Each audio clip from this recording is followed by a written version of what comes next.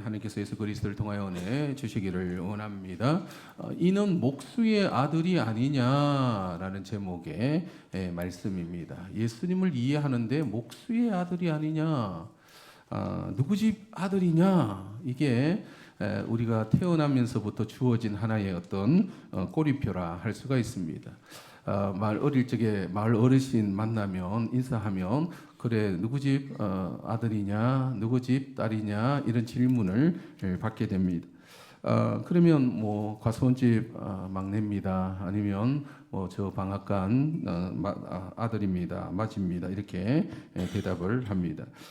이처럼 우리가 누구 집 아들이냐 또 누구 집 딸이냐라는 그 정체성이라 하죠. 그렇게 우리는 먼저 불려졌다라는 거죠. 그래서 누구 집 자식인가라는 이 말 속에는 참 많은 의미를 담고 있습니다. 단지 그의 혈연, 아버지가 누군지를 알기 위함이 아니라, 예를 들어 부모가 장사꾼이면 자녀는 어떻게 되는 거죠? 장사꾼의 자식이 되는 것입니다. 부모가 목수이면 목수의 아들이 되더라는 거죠. 또 옛날에 서장농이 있었잖아요. 그럼 서장농의 아들이라면 그 자녀는 가난한 선장농의 자녀이다. 이렇게 고리표가 붙습니다. 그 부모의 직업이라든지 또 경제적 상황, 또 뭐 학력이라든지 사회적 지위가 자녀들에게 그대로 이제 이어지고 투영이 되더라는 거죠. 여러분 자녀들 결혼할 때 가장 질문하는 게 뭡니까? 부모는 뭐 하시나, 무슨 일 하시나 이런 질문을 하게 되더라는 거죠. 왜냐하면 그 부모로부터 내가 영향을 받았기 때문에 그러합니다. 부모의 어떤 가르침, 부모의 행동, 또 부모의 어떤 가치관, 또 말투, 억양, 뭐 행동까지, 또 종교까지 고스란히 자녀들에게 영향을 주게 됩니다. 그런데 이제 우리가 나이가 들어서 우리가 또 누구의 부모가 되어서 우리는 살아가고 있습니다. 우리 자녀들도 밖에서 누구 집 자녀인가 이런 질문을 받게 될 것입니다. 부목사 시절 아들 경민이가 한 5살쯤 밖에 놀다 교회 마당에서 놀면 묻지도 않았는데 이제 찾아가서 저는 김신도 목사님 아들입니다. 이렇게 묻지 않았는데 가서 이제 그런 말 합니다. 그러면 아이고 그럼 성도님들 어떻게 반응합니까? 아이 그러냐고 막 칭찬해 주시고 때로는 용돈까지 주니까 재미있어서 나는 김신도 목사님 아들입니다. 자기 정체성을 그렇게 했더랬습니다. 여러분 또 부모는 자녀들에게 최선을 다하죠. 좋은 부모, 그러니까 좋은 아버지가 되기 위해서 또 좋은 엄마가 되기 위해서 노력을 합니다. 그래서 어릴 적부터 보면 얼마나 애지중지 먹는 거 입는 거 다 챙겨주고 또 뭐 대학교까지 대학원까지 공부 빚내가면서 공부 다 시켜놓고 시집장가 보낼 때 뭐 집 한 채라도 해줘야 되지 않냐. 뭐 시집 보내고 났어도 뭐 손주들까지 AS 하고 있는 것이죠. 따라서 이런 최선을 다하고자 하는 부모님의 마음. 그런데 우리가 경험한 부모님도 그러했고 내가 부모님이지만 늘 한계성은 가지고 있더라는 거죠.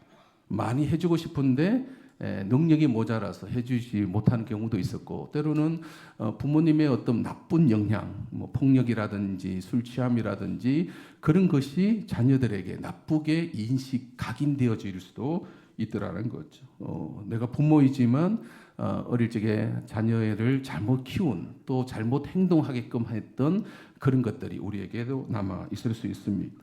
자녀에게 상처와 아픔을 충분히 줄 수 있는 거죠. 그런데 사랑하는 성도 여러분, 우리 신앙은 육신의 자녀로서의 어떤 정체성만을 가지고 있는 것이 아닙니다. 우리는 하나님의 자녀로 살아가는 것이 우리의 신앙이라 할 수가 있습니다. 그래서 우리는 하나님을 뭐라 부르고 있습니까? 하나님을 아버지라 부르고 있는 거죠. 그러면 하나님 아버지는 자녀들을 향하여 어떤 마음을 가지고 계실까? 최선을 다하고자 하지 아니하시겠습니까? 우리가 하나님의 자녀라는 이 정체성을 가지고 살아가야 하는데 실제로 우리가 이제 삶을 살아가면서 이걸 자꾸 잊어버리더라는 거죠. 그냥 우리가 힘겹게 그냥 이 육신의 자녀로 육신의 부모의 한계성만을 가지고 우리가 살아갈 때가 얼마나 많이 있는지. 오늘 본문은 이제 예수님이 고향을 방문했을 때 일어난 때의 일인데요. 53절, 54절의 말씀 한번 읽어보도록 합니다. 53절, 54절 시작. 예수께서 이 모든 비유를 마치신 후에 그곳을 떠나서 고향으로 돌아가사 그들의 회당에서 가르치시니 그들이 놀라 이르되 이 사람의 이 지혜와 이런 능력이 어디서 났느냐. 예수님의 고향은 갈릴리 나사렛이라는 동네입니다. 나사렛. 나사렛에서 무슨 선한 것이 날 수 있느냐라고 말할 만큼 이 나사렛이라는 동네는 아주 낙후된 또 가난한 동네였습니다. 오늘 본문은 예수님이 이제 공생의 2년 차가 들어섰을 때에 다시 고향을 방문한 그런 장면인데요. 그러니까 한 1년을 고향을 떠나 있었다가 1년 만에 고향으로 돌아가는 길이었습니다. 예수님은 공생애를 시작하면서 가브나움이라는 곳으로 이사를 하셔서 활동을 하셨는데 그렇게 공생애 1년을 하시다가 이제 1년 지나고 2년 차에 고향에 이제 방문을 하신 것입니다. 그 1년 동안 예수님에 대한 소문은 이제 바다하게 아주 유명한 이제 사람이 되죠. 예수님이 갈릴리는 물론이고 온 유대 땅에 소문이 바다하게 퍼졌습니다. 병든 자를 고치시고 막 귀신을 쫓아내시고 그의 하시는 말씀에는 아주 권위를 느끼는 그 시대의 서기관들이 가르치는 것보다 예수님의 가르치심이 탁월한 그런 이제 소문이 퍼지기 시작했죠. 고향 사람들 귀에도 들렸습니다.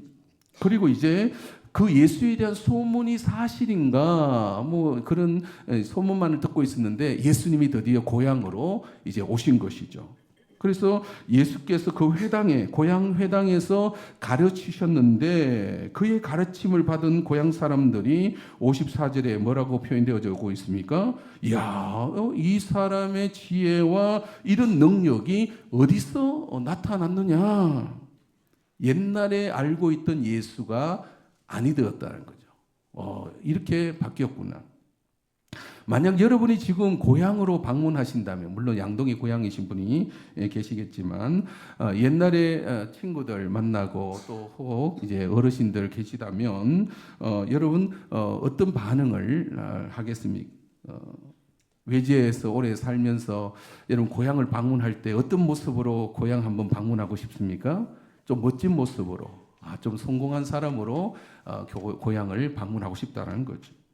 그래서 뭐 좋은 차를 타든다든지 아니면 좋은 옷을 입고 간다든지, 멋진 사람으로 좀 바뀌어서 옛날에 알고 있던 내가 아니야라는 식으로 이제 만나기를 원하고 있습니다.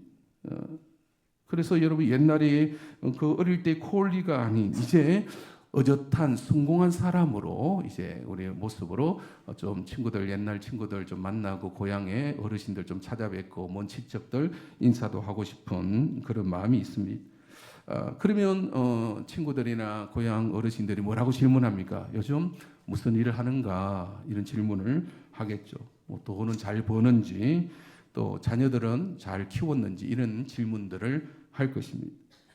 그래서 이러한 질문들은 결국 이 사람을 평가하게 하기 위한 어떤 기준을 가지고 평가를 하더라는 거죠. 어느 대학 나왔는지, 그리고 뭐 돈은 잘 버는지, 아니면 하는 일은 뭔지, 요즘 자녀들은 어떤 일을 하고 있는지. 그런데 자기 스스로에 대한 기준도 사람은 그런 것을 가지고 평가하기도 합니다. 그 기준에 조금 넘었으면 좀 그래도 자신만만하게 고향 뭐 친구들도 만나고 이렇게 하고 싶은데 좀 그 기준에 미달한다면 왠지 친구들 만나기도 부담스럽고 고향 가기도 좀 꺼려되는 것이죠. 다른 친구들은 잘 나가고 있는 것 같은데 나는 왠지 비교해서 나는 좀 처져 있는 듯한 그런 느낌을 가질 수도 있습니다. 여러분은 스스로에 대한 평가 또 여러분 주변에서 여러분들을 평가할 때 어떤 기준을 가지고 지금 평가하고 있습니까? 여러분 나사렛 사람들은 예수님의 이런 변한 모습을 보고는 깜짝 놀라는데 근데 그 다음 반응을 보면 예수님을 어떻게 평가하고 있는지가 나옵니다. 그 기준이 뭐였냐면 55절, 7절 상반절까지 한번 읽어볼까요? 놀라기는 놀랐는데 야, 예수가 이런 사람이 아니었나? 시작. 이는 그 목수의 아들이 아니냐? 그 어머니는 마리아, 그 형제들은 야고보, 요셉, 시몬, 유다라 하지 않느냐? 그 누이들은 다 우리와 함께 있지 아니하냐? 그런즉 이 사람의 이 모든 것이 어디서 났느냐 하고 예수를 배척한지라. 결과가 뭐라고요? 예수를 배척해 버리더라. 예수님을 향하여 야, 목수의 아들 아니냐? 그들의 평가의 기준이었습니다. 예수님을 목수의 아들로 기억하고 있었던 것이죠. 여러분, 실제로 예수님은 공생애 전에 30세까지 그 목수의 일을 하셨습니다. 그리고 30세까지 목수의 일을 해야 했죠. 그 동생들도 있었습니다.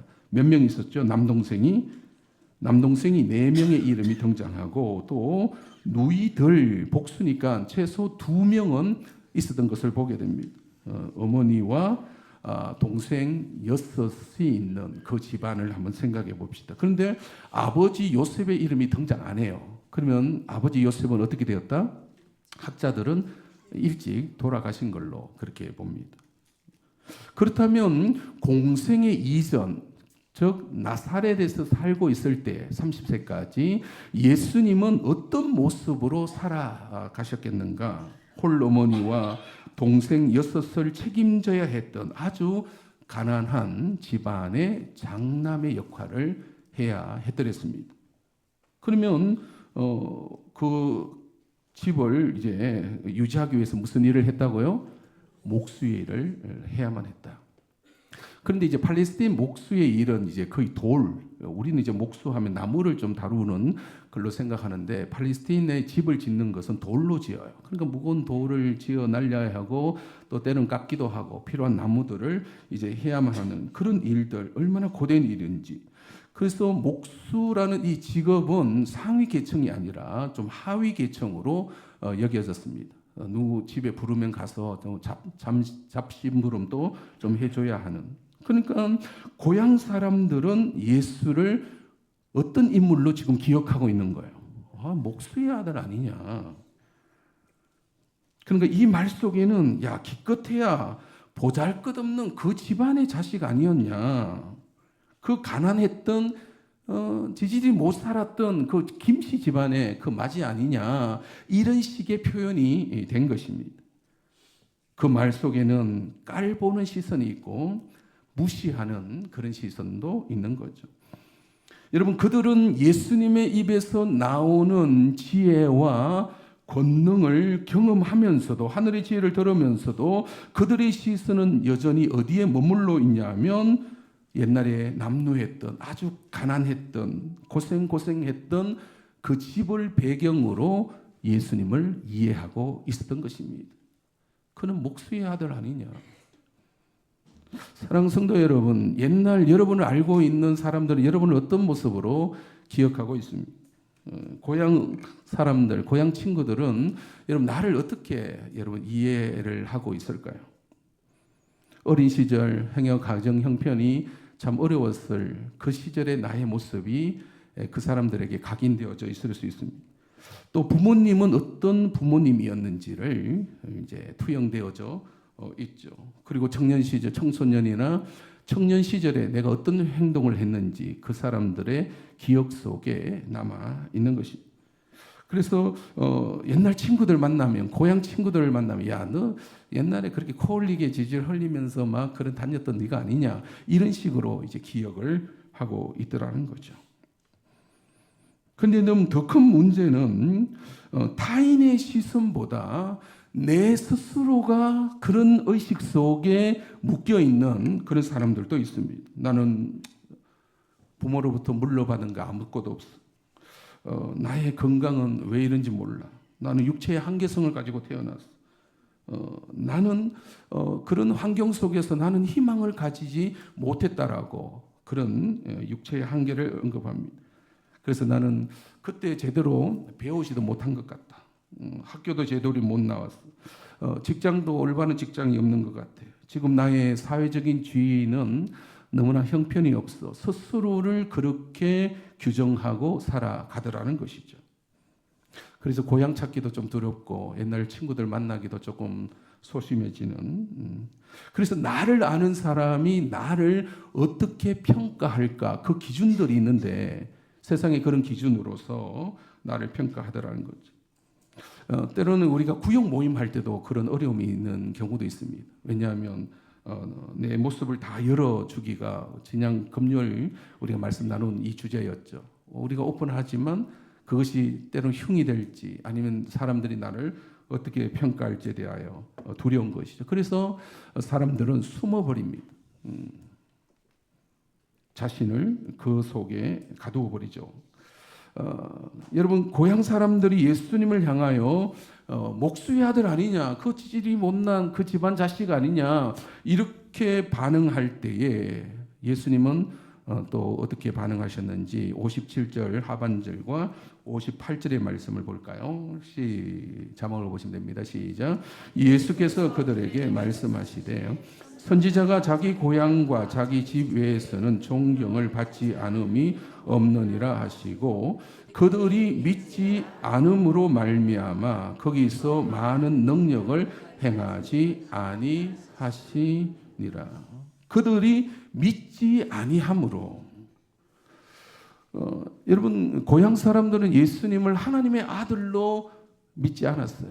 뭘로 믿었다고요? 뭘로 바라봤다고요? 그 목수의 아들 아니냐 이 깔보는 거예요 시선이. 예? 그 지질이 못난 그 집안의 자식 아니냐. 큰 지혜를 듣고 있고 능력을 경험하면서도 그런 말을 하고 있습니다. 예수님을 육신의 시선만으로 바라보는 사람에게 예수님은 단순히 목수의 아들에 불과하더라는 거죠. 그들은 하나님의 아들이신 예수님의 능력을 그래서 경험하지 못했던 것입니다. 비록 예수님이 이전에 목수의 아들로 사셨지만은 공생 이후에서는 하나님의 아들로 그들을 구원하기 위하여 오셨지만 그들은 예수님을 배척해 버린 것이죠. 사랑하는 성도 여러분, 그러면 이 본문이 오늘 우리에게 어떤 영향을 끼치고 있습니까? 우리가 예수님을 믿는 사람, 예수님을 하나님의 아들로 믿고 있는가, 그냥 목수의 아들로 믿고 있는가에 따라 우리의 신분에도 엄청난 차이가 있다는 거죠. 여러분은 예수님을 어떤 분으로 믿고 있습니까? 요한복음 1장 12절의 말씀 같이 한번 읽어볼까요? 요한복음 1장 12절 시작.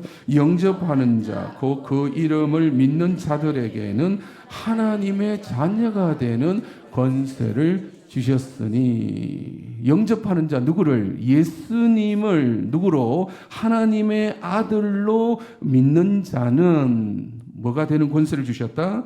하나님의 자녀가 되는 권세를 주셨다. 여러분 믿으시기 바랍니다. 스스로에게 말해봅시다. 나는 하나님의 자녀입니다. 여러분 따라서 우리는 이 땅에 두 가지 정체성을 가지고 살아갈 수 있어요. 하나는 나는 육신의 자녀로서이나 한계성이죠. 부모로부터 뭐 지원이나 아니면 영향을 받지 못한, 물론 좋은 지원을 받은 분도 있겠지만 그 한계성, 그리고 육체로 살아가는 삶에 있어서의 한계성은 다 있습니다. 가정 형편에 따라 자기를 판단할 것이고, 지금 내가 갖고 있는 사회적인 지위에 따라서 나를 판단할 것이고, 또 내가 얼마나 교육 수준에 따라서 나에 대한 평가를 다 달리 하더라는 거죠. 나는 어릴 때 가정 형편이 너무 힘들었다. 그게 내 평생 따라오는 사람이 있어요. 그게 하나의 핑계가 되더라는 거예요. 내가 지금 이 모양 요꼴인 것은 부모님으로부터 그런 영향을 받았다라는 거예요. 그래서 나는 기회를 잡지 못했어. 나는 공부도 제대로 못했어. 이것이 내 평생에 나에 대한 스스로에 대한 평가에 머물러 있는 사람이 있습니다. 그런데 여러분, 예수님을 하나님의 아들로 믿는 사람은 기준이 달라졌음을 여러분 믿으시기 바랍니다. 나는 어떤 존재가 되었다고요? 나는 하나님의 자녀인, 물론 육신의 자녀이기도 한데 우리에게는 더 큰 의미 부여가 된 것입니다. 우리는 하나님의 자녀로, 하나님의 아들이요 하나님의 딸로서 우리는 이 땅을 살아가고 있는 것이죠. 그래서 하나님을 향하여 우리는 뭐라 부르고 있다고요? 아버지라 부르고 있는 것입니다. 따라서 나를 스스로 어떻게 인식하고 있는가? 여러분, 예수님을 단순히 목수의 아들로 인식하면 그 정도로 예수님에 대한 평가를 하고 있는 것입니다. 그러면 하나님의 아들 되심에 대한 그걸 경험하지 못하는 거죠. 여러분, 우리는 나 스스로를 육체의 한계성으로만 평가하고 있다면 우리는 평생 그 모양으로 살아갈 수밖에 없습니다. 자신을 한탄하고 나의 능력과 나는 이것밖에 안 돼. 나는 그냥 양동에 존재하는 자야. 물론 양동 좋은 곳입니다. 그리고 이 좋은 곳에 우리가 살고 있는 나 자신에 대한 평가를 내 경제적인 수준, 무슨 환경, 또 어떤 처지 이것으로 자꾸 내 자신을 평가하고 있더라는. 그런데 오늘 신앙으로 우리의 눈을 다시 그려보면 나는 어떤 신분을 가지고 있다고요? 하나님의 자녀됨의 신분을 가지고 있는 것입니다. 그래서 우리는 그 어떤 기준으로 나를 평가하는 것이 이제 무의미해지는, 다시 따라서 나는 하나님의 자녀입니다.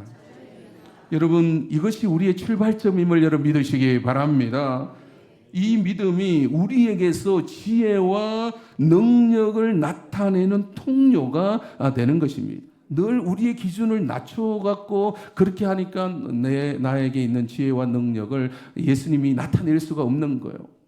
배척하는데 58절에 그런 표현이 있었죠. 그들이 믿지 아니함으로 말미암아 거기서 많은 능력을 행하지 아니하시니라. 믿지 아니함으로입니다. 사랑하는 성도 여러분, 우리는 더 이상 이제 육신의 부모의 영향력 아래에만 사는 사람이 아님을, 그리고 그것을 기준으로 육신의 기준으로 평가하는 그 평가의 기준으로 살아가는 사람이 아님을 여러분 믿으시기 바랍니다. 하나님 아버지로부터 무한한 사랑과 지혜와 능력을 받을 수 있는 하나님의 자녀됨의 권세를 가지고 있는 사람입니다. 이것이 우리의 정체성이 되어야 하는 것입니다. 사람들은 여전히 세상적인 기준을 가지고 평가하고자 합니다. 야, 너 같은 사람 뭘 하겠어? 너 같은 존재가 어떤 위대해봐야 얼마나 위대하겠어? 이런 식으로 그 나사렛 사람들이 예수님을 그런 식으로 평가하듯이 세상은 여전히 세상적인 기준을 가지고 우리를 평가할 것입니다. 옛날 우리의 부족한 배경을 들먹거리면서 나라는 존재를 그렇게 각인시켜 놓고 있더라는 거죠. 그런데 더 안타까운 것은 우리 스스로가 예수님을 믿고 있다라는, 예수님을 하나님의 아들로 믿고 있는 나 스스로가 나 자신에 대한 평가와 기준을 그런 식으로 인식을 가지고 살아가더라는 거죠. 그것은 믿음이 없는 사람이 되는 것입니다. 믿음이 없으면 예수님께서 능력을 나타낼 수 없다고 하신 것입니다.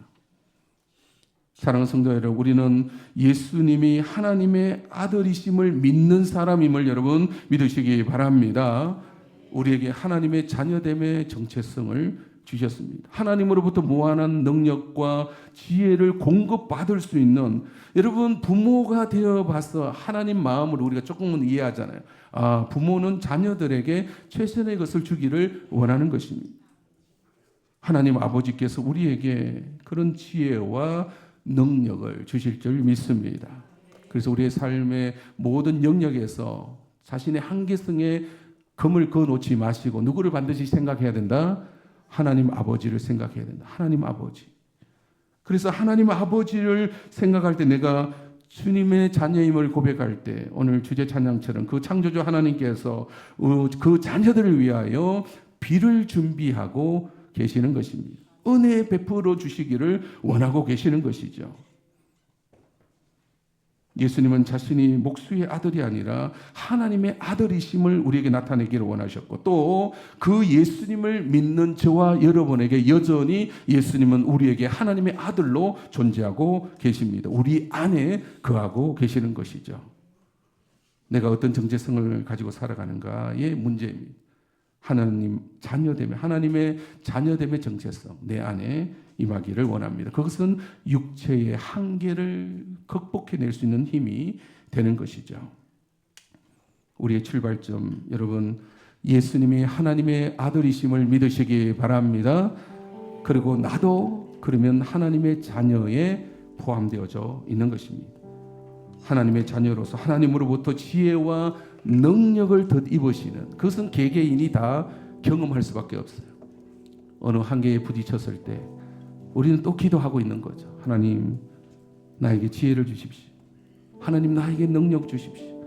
그 하나님을 인식할 때 우리는 우리의 육체의 한계를 극복해낼 수 있을 것입니다. 그러한 능력으로 살아가신 저와 여러분이 되시기를 주님의 이름으로 축원드립니다. 우리가 믿는 하나님을 한번 의식합시다. 이 찬양으로 우리 하나님은 어떤 분이신지. 우리 주는 위대하시며 우리 주는 위대하며 능력이 많으시도다. 그의 지혜 무궁하며 인자는 영원하도다. 상한 자를 고치시며 상처를 싸매시도다.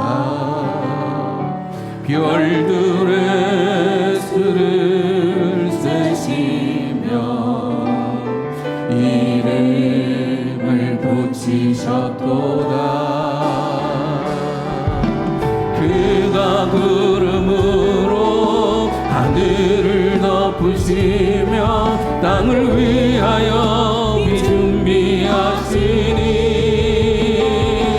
모든 교회여 예수님을 찬송할지어다. 내 하나님을 감사함으로 그 앞에 나가며 주 임재 앞에 경배해. 우리 다시 한번 기도합시다. 우리 주는 위대하시며 우리가 믿는 하나님이십니다. 위대하다. 그가 우리 아버지가 되십니다. 능력이 많으시도다. 그의 지혜 무궁하며 그의 인자는 영원하도다. 상한 자를 고치시며 상처를 싸매시도다. 별들의 수를 세시며 이름을 붙이셨도다. 그가 구름으로 하늘을 덮으시며 땅을 위하여 비 준비하시니 그가 구름으로 하늘을 덮으시며 땅을 위하여 비 준비하시니 모든 교회여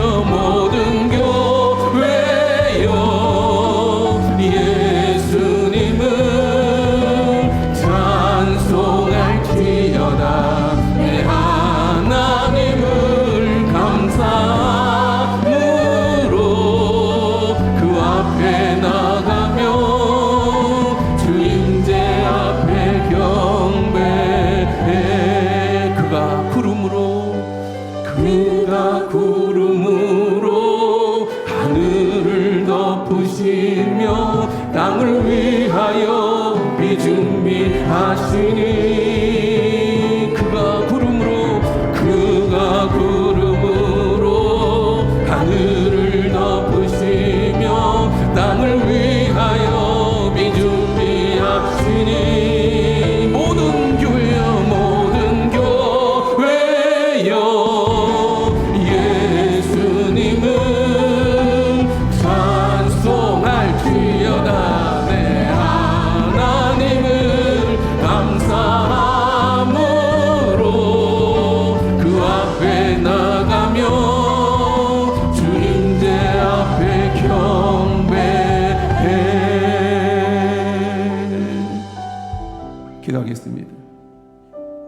우리의 육체의 아버지는 부족했어요. 술 취함과 방탕함이 있었고, 자녀를 폭행하는 아버지일 수도 있고, 무능력한 아버지일 수도 있었습니다.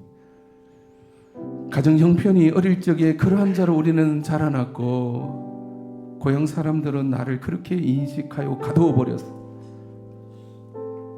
지지로 가난했고 힘든 그런 자였고, 돌봄을 받지 못한 자였을 수도 있습니다. 그것이 평생 나를 짓누르는 그런 모습일 수도 있고, 나는 배우지 못했고 내가 가진 것 없고 그런 존재로 늘 인식할 수도 있습니다. 그러나 예수 그리스도를 하나님의 아들로 믿는 자에게 하나님의 자녀됨의 권세를 주셨습니다. 이것이 우리의 정체성이 되어야 하는 것이죠. 육신의 자녀의 그 부모의 한계성 아래 우리는 존재하는 것이 아니라, 우리는 하나님 아버지를 아버지라 부르는 그 창조의 위대함, 그의 능력과 지혜는 무궁하신 그 하나님을 아버지라 부르는 하나님의 자녀입니다. 그 인식 속에 살아가게 하여 주시옵소서.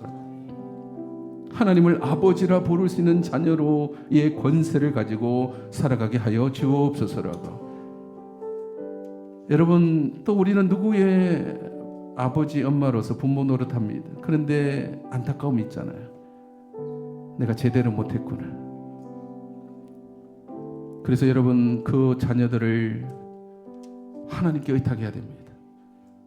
그 자녀들의 아버지가 되어 주십시오라고. 내가 채우지 못한 거, 행여 나로 인한 상처와 아픔이 그의 인생을 좀먹지 아니하도록 하나님께서 그의 아버지가 되어 주십시오라고 우리는 기도해야 하는 것이죠. 주님, 우리가 하나님의 자녀로서의 정체성을 가지고 살아가게 하여 주옵소서.